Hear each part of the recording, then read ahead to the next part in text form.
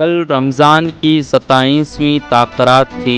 इस मुनासिबत से मसाजिद में इबादत के लिए बंदों का हुजूम देखने को मिला, जो रात जागकर लैलतुल क़द्र की मुनासिबत से इबादत करके अपने रब को राज़ी करने के लिए जमा हुए थे, जिसका मंज़र यकीनन रूह को सुकून देने वाला और दिलों को गरमाने वाला था।